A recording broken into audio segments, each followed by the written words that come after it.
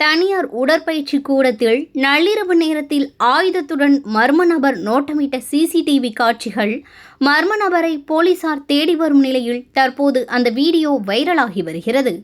கரூர் மாநகராட்சிக்கு உட்பட்ட சுங்ககேட் பகுதியில் ஃபிட்ஜோன் உடற்பயிற்சி நிலையத்தை சந்திரமோகன் என்பவர் கடந்த 5 ஆண்டுகளாக நடத்தி வருகிறார்.